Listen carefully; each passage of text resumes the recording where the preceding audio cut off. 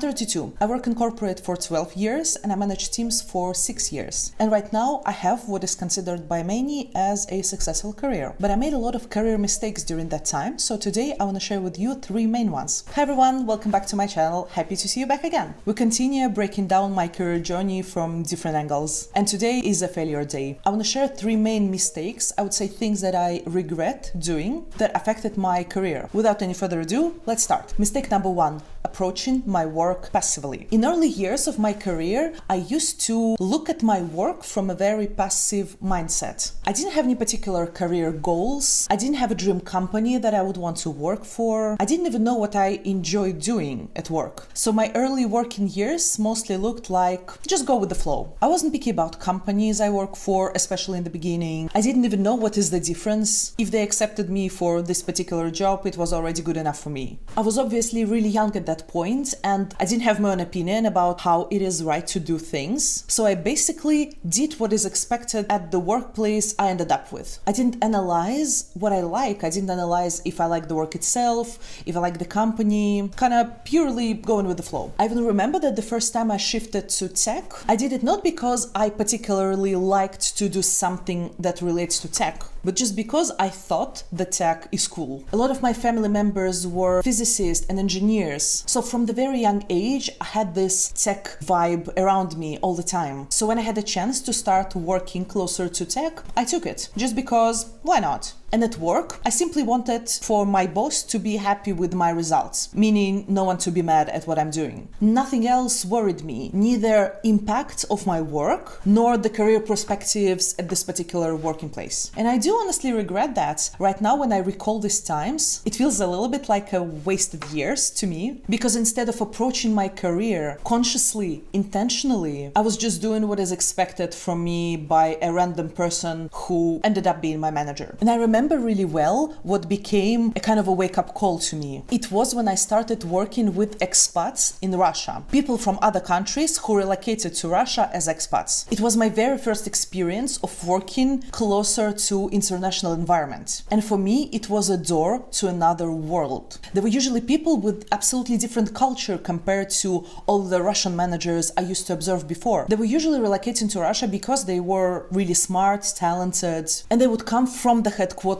to the markets to, make an impressive change there. I was fascinated by them. Of course, they were culturally different. They were much more polite, much more calm, much more people-oriented, I would say. And yeah, for some reason, the whole expat vibe formed my understanding of successful people at that point. Of course, now I understand that I saw only shining bright side of working as an expat. And I didn't know all the drawbacks back then. But it motivated me to get off my bubble, get off my attitude of I just go with the flow and start actively wanting something career-wise. And after that, not only wanting, but doing something about it. I think this is when I started looking at my career from a growth mindset. And I developed it later in my 20s. A growth mindset means that you believe your intelligence and talent can be developed over time. A fixed mindset means that you believe your intelligence is fixed. So I think it motivated me to start developing even this attitude of being in control of the change that impacts me. So I started putting more effort in my work, asking questions. For example, what is required to make a career level up from the place I'm right now? Actively seeking for feedback. What am I lacking right now to be there? I genuinely started figuring out how to make a career, not just work from 9 to 5. And yes, small step at a time, but this attitude brought me to where I am right now. So I would say if you approach your career currently like that, my recommendation would be look for the role models that inspire you personally, that make you think,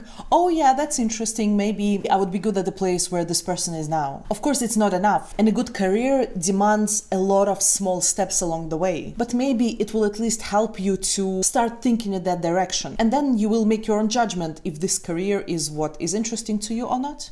The second career mistake I made is not valuing work-life balance. I think I used to work in the environment where if you live in your office at 6, you may need a reason for that. Meaning, why aren't you staying longer? I put a lot of my effort at my work, and I'm usually both passionate about what I do and feel responsible for what I do, which is a dangerous combination because it's really prone to an unhealthy work-life balance. And I believe there was also a notion around me that working a lot is good. You have to be a hard-working person. which for some reason usually meant just working longer. And even later in my career, if I used to work in the environment where people usually would leave at 6, I would rather stay longer. I think I even managed to find a special enjoyment in kind of being the last person who leaves the office. I was always busy with work, doing big, important stuff, leaving office at night because I thought that my work is so important. And I like to position it like that to everyone around me. You know, it's like something you say to your friends with a sad face because you're tired,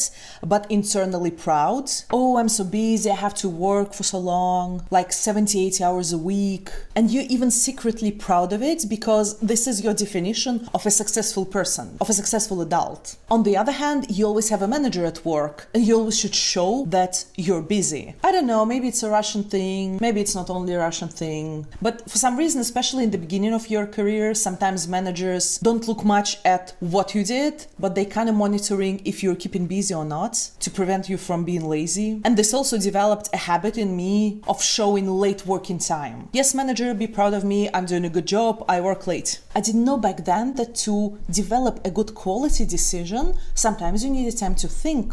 You need time to properly process the information, to detach from your operational tasks, to allow your mind to wander around a little bit. I didn't realize it back then, and that led to an unhealthy work-life balance. And also because of that, I learned my limits in a hard way, meaning I had an intense burnout once, and I spent quite some time recovering from it. And it was a direct consequence of me not taking care of my own work-life balance. Fast forward to my life right now, I'm, to be honest, still learning to maintain a work-life balance. I still sometimes feel a need to stay at office for a little longer without any particular reason for that. Nothing bad would happen if I will do this task tomorrow. And being able to close your laptop at 5:30 is actually demanding. You need to work well in your working hours, but at the same time you also need to be forgiving to yourself. You don't need to invest your personal time to solve another working problem one day sooner, because surprise, they just never end. So healthy work-life balance. And the third career mistake is seeking for power instead of impact. For some reason, in Russia at work, everything is about power. There is an idea that you always have to be, ideally, in the position of power. You have to be manager, you have to manage people, you have to manage budgets, the bigger, the better. You need to manage people not because you like it, or you genuinely want them to become better, or you want to help them grow. No. It's just an indicator of you being powerful. Being a manager means that you can, for example, push your direct reports if they're not doing something, and it won't be judged by others because it's just you being worried about the results, you being devoted to your work. Sometimes, even if managers would shout on their employees,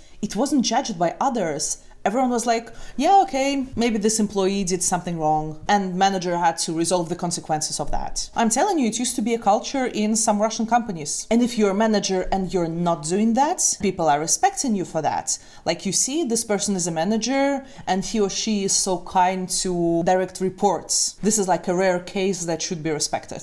And because I used to develop myself as an employee and as a manager in this environment, I also wanted to be in charge. I was waiting for a moment when I could state in my CV that I managed this amount of people or this bigger of a budget. Because being able to handle a lot of direct reports, being able to handle big budget is considered cool. Again, not because I liked it in particular, but because it has this flair of coolness. It's almost like saying, look at me, I'm an adult, I have adult problems. But the more I grew as a person, the more I started valuing the impact of my work much more than the amounts of power I have in my hands right now. I think, and this is my personal experience, that the longer you work with a stronger emphasis on power than on impact, the more your job starts feeling a little bit empty. Even if you, for example, finished a great project, the project where you would have a lot of power, a big organization under you, a big budget, if there is no impact of this project, if it's just about bringing the company another million or two, if you don't feel that you're actually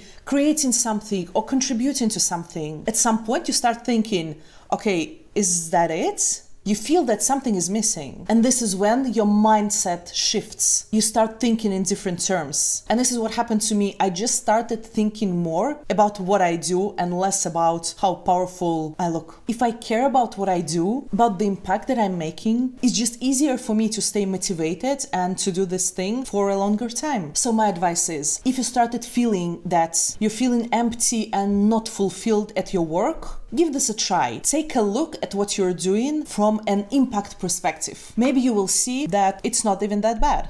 Or it may trigger new thoughts in your mind about how to make your work more impactful. And this is great. Thank you so much for watching. I really hope my 3 biggest career failures are relatable to someone. Or maybe my advice is helpful to you at the stage you are in right now. Subscribe if you want to see more videos from me, and I see you next week. Bye!